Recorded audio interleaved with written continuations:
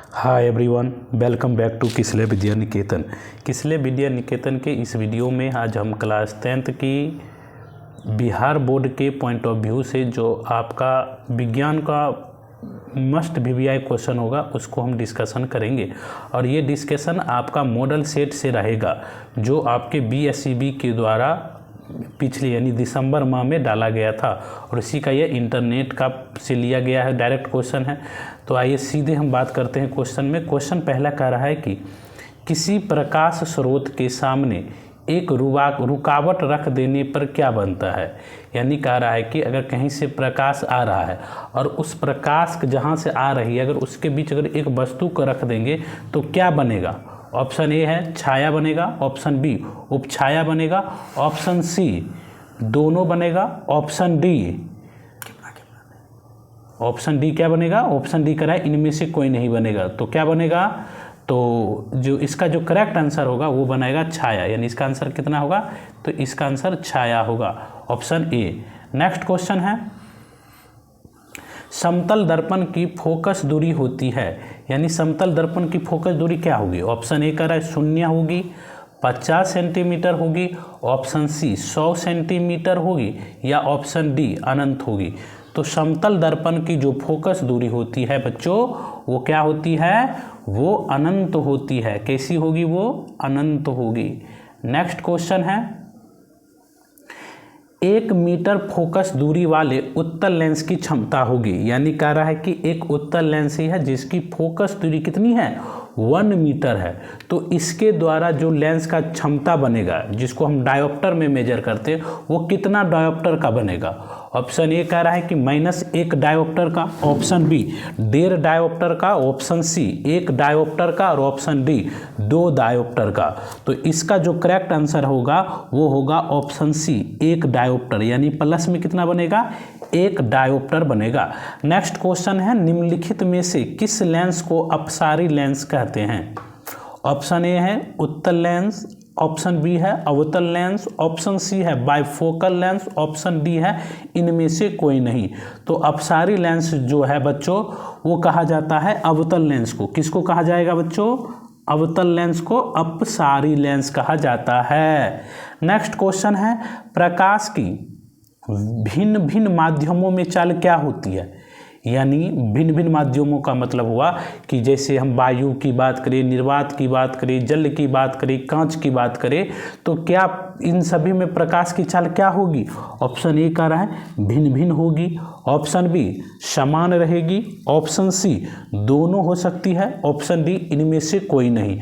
तो प्रकाश की जो चाल होती है बच्चों विभिन्न माध्यमों में क्या होती है, भिन्न भिन्न होती है। तो इसका जो करेक्ट आंसर है वो होगा भिन्न भिन्न। नेक्स्ट क्वेश्चन है नेक्स्ट क्वेश्चन जो है आपका वो क्वेश्चन नंबर 6 है। वो कह रहा है कि किसी लेंस द्वारा उत्पन्न आवर्धन का एसआई मात्रक क्या होगा। यानी आवर्धन का एसआई मात्रक पूछ रहा है। तो इसका ऑप्शन लिखा है, option A millimetre, option B centimetre, option C metre, option D मात्रक विहीन। तो इसका जो करेक्ट आंसर है वो होगा मात्रक विहीन। कैसा होगा बच्चों, मात्रक विहीन होगा। क्यों होगा मात्रक विहीन, क्योंकि ये क्या होता है कि ऊंचाई का अनुपात होता है और ऊंचाई को काटेंगे तो किसी प्रकार की मात्रक नहीं बचेगी। इसलिए किसी भी लेंस की जो आवर्धन क्षमता होती है उसका एसआई मात्रक क्या होगा, तो वो होगा आपका मात्रक विहीन होगा। नेक्स्ट क्वेश्चन है निम्नलिखित में से किसका अपवर्तनांक सबसे अधिक होता है। यानी अपवर्तनांक आपका पूछ रहा है किसका सबसे अधिक होगा। ऑप्शन ए कांच का, ऑप्शन बी हीरा का, ऑप्शन सी बर्फ का, ऑप्शन डी वायु का। तो इसका जो करेक्ट आंसर होगा वो होगा अपवर्तनांक सबसे अधिक होता है हीरा का। किसका होता है बच्चों, हीरा का अपवर्तनांक सबसे अधिक होता है। नेक्स्ट क्वेश्चन है एक अभिसारी लेंस बनाता है। यानी आपके पास अगर एक अभिसारी लेंस आ जाए तो उससे आपको कौन सा प्रतिबिंब बनेगा। ऑप्शन ए सदैव वास्तविक प्रतिबिंब बनेगा, ऑप्शन बी सदैव आभासी प्रतिबिंब बनेगा, ऑप्शन सी कभी आभासी तो कभी वास्तविक प्रतिबिंब बनेगा, ऑप्शन डी इनमें से कोई नहीं। तो एक अभिसारी लेंस के द्वारा जो होता है बच्चों वो सदैव कैसा बनेगा, तो वो सदैव वास्तविक प्रतिबिंब बनेगा। नेक्स्ट क्वेश्चन है निम्नलिखित में यानी आकाश का जो नीला रंग है ये प्रकाश के किस परिघटना का परिणाम है? ऑप्शन ए अपवर्तन, ऑप्शन बी प्रकीर्णन, ऑप्शन सी परावर्तन, ऑप्शन डी इनमें से कोई नहीं। तो आकाश का जो नीला रंग होता है वो बच्चों प्रकाश के परिकिरणन घटना पे आधारित होता है। किस घटना पे? प्रकाश के प्रकीर्णन घटना पे आधारित होता है। नेक्स्ट क्वेश्चन है, प्रकाश का प्राथमिक वर्ण कौन सा है? यानी आप प्रकाश में अगर आप प्राथमिक वर्ण को ढूंढेंगे तो आपको कौन कौन सा इसमें से रंग मिलेगा? ऑप्शन ए लाल मिलेगा, ऑप्शन बी नीला, ऑप्शन सी हरा, ऑप्शन डी इनमें से सभी। तो प्रकाश का जो प्राथमिक वर्ण होता है वो तीनों होता है, लाल, नीला और हरा। इसलिए इस जो क्वेश्चन है इसका एग्जैक्टली आंसर ऑप्शन डी होगा। नेक्स्ट क्वेश्चन है, वृहत संख्या में प्रकाश सुग्राही कोशिकाएं कहाँ होती है? यानी हमारे आँख के किस भाग में प्रकाश सुग्राही कोशिकाएं पाई जाती है? ऑप्शन ए कॉर्निया में, ऑप्शन बी पुतली में, ऑप्शन सी रेटिना में और ऑप्शन डी इनमें से कोई नहीं। तो वृहत संख्या में जो प्रकाश सुग्राही कोशिकाएं होती है बच्चों वो हमारे आँखों के रेटिना भाग में पाई जाती है। किस भागों में पाई जाती है? रेटिना वाले भागों में पाई जाती है। नेक्स्ट क्वेश्चन है, दूरदृष्टि दोष के उपचार के लिए, यानी कह रहा है दूरदृष्टि के उपचार के लिए आप किस प्रकार का लेंस का प्रयोग करेंगे? ऑप्शन ए उत्तल लेंस का, ऑप्शन बी अवतल लेंस का, ऑप्शन सी बेलनाकार लेंस का, ऑप्शन डी इनमें से कोई नहीं। तो इसका जो करेक्ट आंसर होगा वो होगा उत्तल लेंस का। यानी कोई व्यक्ति अगर दूरदृष्टि दोष से ग्रसित है तो उसके आँख के उपचार के लिए हम लोग उत्तल लेंस का इस्तेमाल करेंगे। नेक्स्ट क्वेश्चन है, मानव नेत्र के लिए दृष्टि का अस्थायित्व होता है, यानी इसका ऑप्शन है 1/6 second, 1/10 second, option C 1/16 second, option D इनमें से कोई नहीं। तो मानव नेत्र के लिए जो दृष्टि का अस्थायित्व होता है वो होता है 1/, वो कितना होगा बच्चों? वो होगा 1/16 सेकेंड। कितना होगा? 1/16 सेकेंड होगा। नेक्स्ट क्वेश्चन है, निम्नलिखित में कौन सा मात्रक वाट के बराबर होता है? यानी वाट के बराबर आपको क्या होगा? ऑप्शन ए जूल प्रति second square, option B joule प्रति सेकेंड, ऑप्शन डी प्रति जूल प्रति सेकेंड, ऑप्शन डी प्रति वर्ग जूल प्रति वर्ग सेकेंड। तो इसका जो करेक्ट आंसर होगा वो होगा जूल प्रति सेकेंड। यानी मात्रक वाट का कितने मात्र एक वाट जो है कितने बराबर होता है? तो वो जूल प्रति सेकेंड के बराबर होता है। 15 क्वेश्चन कर रहा है कि 1 किलोवाट घंटा बराबर होता है, यानी 1 किलोवाट जो घंटा हो इसके इक्वल होगी। ऑप्शन ए 100 यूनिट के equal, option B 10 unit, option C 1 unit या ऑप्शन डी इनमें से कोई नहीं। तो 1 किलोवाट जो घंटा होती है बच्चों वो किसके बराबर होती है? 1 किलोवाट, वो 1 यूनिट के इक्वल होती है। नेक्स्ट क्वेश्चन है, विद्युत शक्ति का एसआई मात्रक क्या है? तो विद्युत शक्ति का जो एसआई मात्रक है क्या वो वोल्ट है, वाट है, जूल है या न्यूटन है? तो विद्युत शक्ति का जो एसआई मात्रक होता है बच्चों वो वाट होता है। क्या होता है? वाट। नेक्स्ट क्वेश्चन कह रहा है कि 1 किलोवाट हावर बराबर होता है, ऑप्शन ए 36 जूल का, ऑप्शन बी 36 × 10⁻6 जूल का, ऑप्शन सी 3.6 × 10⁻6 जूल का, ऑप्शन डी 3600 जूल का। तो 1 किलोवाट जो घंटा होती है वो बराबर होता है 3.6 × 10⁻6 जूल की। कितनी जूल की? 3.6 × 10⁻6 जूल की। नेक्स्ट क्वेश्चन है, दाएं हाथ के अंगूठे के नियमों को किसने प्रतिपादित किया था? यानी आपने फिजिक्स में पढ़ा होगा दाएं हाथ के अंगूठे, यानी बहुत सारे वैज्ञानिकों के बारे में पढ़े होंगे। तो आपको ये बताना है दाएं हाथ के अंगूठे का नियम का प्रतिपादन किस वैज्ञानिक ने किया था? Option A Maxwell, option B Einstein, option C Fleming, option D Austin. तो इसका जो करेक्ट आंसर होगा वो है फ्लेमिंग, यानी दाएं हाथ का जो नियम है वो उसने किसने दिया था? फ्लेमिंग ने दिया था। किसने दिया था बच्चों? फ्लेमिंग ने दिया था। नेक्स्ट क्वेश्चन है, विद्युत धारा के किस सिद्धांत पे कार्य करती है? यानी आपके परिपथ में जो विद्युत फ्यूज लगा होता है ना, तो वो विद्युत धारा के किस सिद्धांत पे कार्य करेगा? ऑप्शन ए चुंबकीय प्रभाव पे, रासायनिक प्रभाव पे, ऑप्शन सी ऊष्मीय प्रभाव पे, या ऑप्शन डी इनमें से कोई नहीं। तो विद्युत फ्यूज जो होता है बच्चों वो काम करता है आपका ऊष्मीय प्रभाव पर। किस पे? ऊष्मीय प्रभाव पर कार्य करता है। नेक्स्ट क्वेश्चन है, 1 मिली एम्पियर बराबर होता है। 1 मिली एम्पियर किसके बराबर होगा? ऑप्शन ए 10 पर पावर -1 एम्पियर के, ऑप्शन बी 10 पर पावर -2 एम्पियर के, ऑप्शन सी 10 पर पावर -3 एम्पियर के, ऑप्शन डी 10 पर पावर -6 एम्पियर की। तो 1 मिली एम्पियर जो होगे बच्चों वो 10 पर पावर -3 एम्पियर के इक्वल होगा। नेक्स्ट क्वेश्चन है कि 21 नंबर क्वेश्चन कह रहा है कि प्रतिरोध का मान बढ़ाने के लिए प्रतिरोधकों को जोड़ा जाना चाहिए। ऑप्शन ए श्रेणी क्रम में, ऑप्शन बी समानांतर क्रम में, ऑप्शन सी दोनों क्रम में, ऑप्शन डी इनमें से कोई नहीं। तो अगर आप प्रतिरोध का मान बढ़ाना चाहते हैं तो इसके लिए आपको प्रतिरोध को श्रेणी क्रम में जोड़ना होगा। किस क्रम में जोड़ना होगा बच्चों? श्रेणी क्रम में जोड़ना होगा। नेक्स्ट क्वेश्चन है, इलेक्ट्रिक हीटर की कुंडली बनाने में किस पदार्थ का प्रयोग किया जाता है?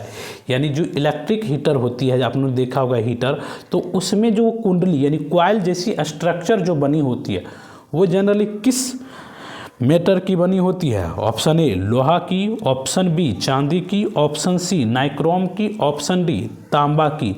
तो वो जो होती है बच्चों वो नाइक्रोम की बनी होती है। किसकी बनी होती है? विद्युत कुंडली की, हीटर की कुंडली वो नाइक्रोम की बनी होती है। इसलिए इसका जो करेक्ट आंसर होगा ये ऑप्शन सी होगा। नेक्स्ट क्वेश्चन है, निम्नलिखित में कौन ग्लोबल वार्मिंग के लिए उत्तरदायी है? यानी ग्लोबल वार्मिंग किसके कारण होता है? ऑप्शन ए अमोनिया NH3 के कारण, O2 के कारण, N2 के कारण, या CO2 के कारण। तो इन सभी में जो ग्लोबल वार्मिंग के लिए सबसे बड़ा फैक्टर है वो है CO2 यानी ऑप्शन डी, यानी CO2 मतलब हुआ कार्बन डाइऑक्साइड। ये ग्लोबल वार्मिंग के लिए सबसे बड़ा फैक्टर होता है। नेक्स्ट क्वेश्चन है, इनमें में कौन जीवाश्म ईंधन है? यानी जीवाश्म ईंधन का उदाहरण में से कौन है? Option A petroleum, option B प्राकृतिक गैस, ऑप्शन सी कोयला, ऑप्शन डी उपयुक्त सभी। तो जीवाश्म ईंधन का जो उदाहरण है बच्चों वो आपको मिलेगा उपयुक्त में से सभी। कौन सा मिलेगा बच्चों? उपयुक्त में से सभी जो है वो जीवाश्म ईंधन का उदाहरण है। नेक्स्ट क्वेश्चन है, सूर्य तथा अन्य तारों द्वारा उत्सर्जित विशाल ऊर्जा का स्रोत क्या है? यानी सूर्य या अन्य प्रकार की जितने भी तारे हैं उन सारे तारे क्या करते हैं कि ऊर्जा का उत्सर्जन करते हैं। तो ये जो ऊर्जा का उत्सर्जन होता है ये किस प्रोसेस के थ्रू होता है? ऑप्शन ए है नाभिकीय विखंडन, ऑप्शन बी नाभिकीय संलयन, ऑप्शन सी दोनों, ऑप्शन डी इनमें से कोई नहीं। तो सूर्य तथा अन्य ग्रह जो भी हैं प्लैनेट यानी जितने भी स्टार्स हैं तो उन सारे स्टार में से आपको जो लाइट आएगी यानी जो एनर्जी रिलीज होगी वो होगी नाभिकीय संलयन से। किसके थ्रू होगी बच्चों? नाभिकीय संलयन के थ्रू होगी। नेक्स्ट क्वेश्चन है, टिहरी बांध निर्माण का उद्देश्य क्या था? यानी जो बांध बनाया गया था टिहरी बांध उसका क्या ऑब्जेक्टिव था? ऑप्शन ए भूमि सिंचाई के लिए, ऑप्शन सी बिजली उत्पादन के लिए, ऑप्शन सी जल आपूर्ति के लिए, या ऑप्शन डी इनमें से सभी। तो टिहरी बांध का निर्माण यानी किसी भी प्रकार चाहे टिहरी हो या हीराकुंड बांध हो यानी किसी भी बांध का जो निर्माण किया जाता है उसके कई सारे ऑब्जेक्टिव्स होते हैं। तो इसमें जो है आपका जो राइट आंसर होगा ये ऑप्शन डी होगा, क्योंकि टिहरी बांध से हम लोग भूमि सिंचाई के लिए पानी भी यूज कर लेते हैं और क्या करते हैं हाइड्रो इलेक्ट्रिसिटी प्रोड्यूस करते हैं और इससे जो वाटर सप्लाई करते हैं आसपास के इलाकों में। इसलिए इसका जो करेक्ट आंसर होगा ये ऑप्शन डी होगा। नेक्स्ट क्वेश्चन है, खिलौनों में किस सेल का उपयोग होता है? यानी आप खिलौनों देखे होंगे, खिलौनों में सेल का यूज किया जाता है, तो उसमें आप किस सेल का यूज देखते हैं? Option A Daniell cell, option B सॉल सेल, ऑप्शन सी सूखा सेल या ऑप्शन डी इनमें से कोई नहीं। तो कौन सा सेल होगा बच्चों? तो खिलौनों में आपको जो मिलेगा वो ड्राई सेल मिलेगा। कैसा सेल मिलेगा बच्चों? ड्राई सेल, सूखा सेल आपको मिलेगा। तो इसका जो करेक्ट आंसर होगा ये सी, सूखा सेल होगा। नेक्स्ट क्वेश्चन है, जल में वैद्युत अपघटन में कैथोड पर कौन सी गैस मुक्त होती है? यानी कह रहा है कि अगर जल का वैद्युत अपघटन होगा, यानी H+ और OH- आयन में अगर ये जल टूट रहा है ना, तो कैथोड पे कौन सा रिलीज होगा, कौन सी gas? Option A ozone, option B oxygen, option C hydrogen या ऑप्शन डी इनमें से कोई नहीं। तो इसका जो करेक्ट आंसर होगा बच्चों वो होगा हाइड्रोजन। यानी कैथोड पे कौन सा रिलीज होगा? तो कैथोड पर जो होगा बच्चों वो हाइड्रोजन रिलीज होगा। नेक्स्ट क्वेश्चन है, नीचे दी गई अभिक्रिया के संबंध में कौन सा कथन सत्य है? यहाँ पे एक अभिक्रिया दिया गया है जो इस प्रकार है ZnO+C और ये रिएक्शन करके बनाएगा जिंक + CO। तो आप यहाँ पे क्या देख रहे हैं? तो ऑप्शन ए कह रहा है कि आप जिंक ऑक्साइड यहाँ पे उपचयित हो रहा है, ऑप्शन बी कार्बन अपचयित हो रहा है, ऑप्शन सी कार्बन उपचयित हो रहा है या ऑप्शन डी कार्बन मोनोऑक्साइड उपचयित हो रहा है। तो यहाँ आप क्या देख रहे हैं? तो आप यहाँ देख रहे हैं कि कार्बन जो है बच्चों वो उपचयित हो रहा है। किसका? कार्बन का उपचयन हो रहा है। इसलिए इसका जो करेक्ट आंसर है बच्चों वो होगा ऑप्शन सी। नेक्स्ट क्वेश्चन है, जस्ता तथा तनु हाइड्रोक्लोरिक अम्ल की अभिक्रिया के फलस्वरूप निम्न में कौन सा गैस बनता है? यानी Zn+HCl अगर ये दोनों आपस में रिएक्शन करेंगे तो आप कौन सा गैस बनेगा? Option A nitrogen, option B hydrogen, option C SO2 sulphur dioxide या ऑप्शन डी CO2। तो कौन सा गैस बनेगा बच्चों? तो आपको जो गैस बनेगा वो बनेगा H2। यानी कौन सा गैस रिलीज होता है बच्चों? हाइड्रोजन गैस रिलीज होता है। नेक्स्ट क्वेश्चन जो है बच्चों वो है, निम्नलिखित में कौन गैस चूना जल को दूधिया कर देता है? यानी चूना जल में क्या डाला जाता है जिसके कारण वो दूधिया हो जाता है? तो इसका जो करेक्ट ऑप्शन जो है वो है CaO calcium oxide, CaCO3 calcium carbonate, option C COH2 यानी calcium oxyhydride, option D calcium. तो इसका जो आंसर होगा बच्चों वो होगा कैल्शियम यानी CaOH2। यानी ये डालते हैं तो क्या होता है? बूझा हुआ ये ऑप्शन, ये क्वेश्चन ये था ना, निम्नलिखित में कौन सी गैस चूना जल को दूधिया कर देती है? तो वो आपको करेगा CO2 गैस। नेक्स्ट क्वेश्चन है कि बूझा हुआ चूना क्या है? यानी इसमें से बूझा हुआ चूना कौन सा है? Option A CaO, option B CaCO3, option C CaOH2+ यानी और नेक्स्ट है डी Ca। तो कौन सा है बूझा हुआ चूना? तो बूझा हुआ चूना का जो सूत्र है बच्चों वो है CaOH2। नेक्स्ट क्वेश्चन है, दंत मंजन प्रायः होता है, यानी दंत मंजन यानी आप जो सुबह टूथपेस्ट का इस्तेमाल करते हैं उसमें क्या पाया जाता है? ऑप्शन ए अम्लीय, ऑप्शन बी लवण, ऑप्शन सी क्षारीय, ऑप्शन डी इनमें से कोई नहीं। तो दंत मंजन जो हम लोग जनरली सुबह में यूज करते हैं वो प्रायः किसका बना होता है? उसमें क्या चीज़ पाया जाता है? तो उसमें क्षारीय पाया जाएगा। कैसा होगा? बेसिक होता है ना दंत मंजन ना, इसलिए हमारे दांतों की वो अम्लीयता को नष्ट करता है और अम्लीयता को नष्ट करने के उपरांत वो हमारे दांतों को क्या कर देता है बच्चों? उदासीन कर देता है। नेक्स्ट क्वेश्चन है, नींबू में कौन सा अम्ल होता है? यानी आप लोगों ने नींबू तो खूब खाया होगा, तो अब बताना है कि अब नींबू खाने की इसमें बात नहीं कही गई है। इसमें बात है कि अगर आप नींबू खा रहे हैं तो आपको नींबू से कौन सा अम्ल आएगा? ऑप्शन ए सिट्रिक अम्ल, ऑप्शन बी लैक्टिक अम्ल, ऑप्शन सी एसिटिक अम्ल या ऑप्शन डी फॉर्मिक अम्ल। तो नींबू में जो बच्चों आपको देखने को मिलेगा वो आपको मिलेगा सिट्रिक अम्ल। कौन सी बच्चों? सिट्रिक अम्ल। यानी जितने भी कच्चे पदार्थ हैं यानी कच्चे फल उल हैं अगर आप उनका सेवन करते हैं तो उनसे आपको साइट्रिक अम्ल यानी सिट्रिक अम्ल मिलेगा। नेक्स्ट क्वेश्चन है, मिल्क ऑफ मैग्नीशिया का pH मान होता है, यानी मिल्क ऑफ मैग्नीशिया का pH मान क्या होगा? Option A 4, option B 5, option C 8, option D 10.5। तो इसका जो बच्चों करेक्ट आंसर है वो है ऑप्शन डी 10.5, यानी मिल्क ऑफ मैग्नीशिया का जो पीएच मान है वो 10.5 है। नेक्स्ट क्वेश्चन है जस्ता का अयस्क है, यानी जस्ता का अयस्क और इसमें से कौन सा है?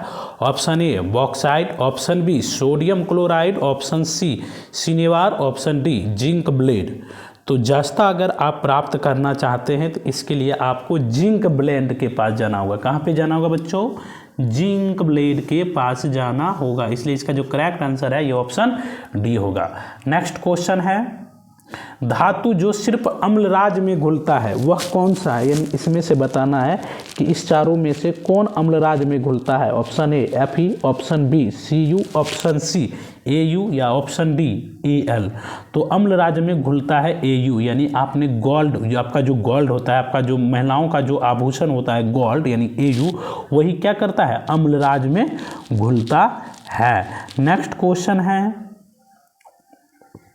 निम्नलिखित में कौन आयनिक यौगिक नहीं है, यानी इसमें बताना है कि कौन सा यौगिक आयनिक यौगिक नहीं है। Option A CaCl2, option B CO2, option C KCl, option D HCN।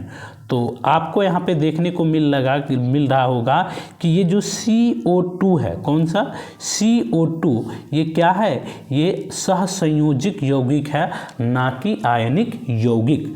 Next question है हीलियम गैस है, यानी हीलियम कैसा गैस है? तो बताना है बच्चों, क्या वो सक्रिय गैस है, अक्रिय गैस है, उदासीन गैस है, या इनमें से कोई नहीं? तो हीलियम जो है बच्चों वो अक्रिय गैस है। कैसा गैस है? अक्रिय, यानी किसी के साथ ये रिएक्शन नहीं करता है। नेक्स्ट क्वेश्चन है सबसे कठोर प्राकृतिक पदार्थ कौन सा है, यानी इसमें से बताना है कि अगर आप सबसे कठोर पदार्थ अगर प्राकृतिक में प्राप्त करना चाहते हैं इन चारों में, तो सबसे कठोर क्या होगा? ऑप्शन ए लोहा, ऑप्शन बी सोना, ऑप्शन सी चांदी, ऑप्शन डी हीरा। तो इस प्राकृतिक में जो सबसे कठोर पदार्थ है बच्चों वो क्या है? हीरा। तो आज की वीडियो में हम इतना ही, मिलते हैं नेक्स्ट वीडियो में। तब तक के लिए पढ़ते रहिए, मुस्कुराते रहिए।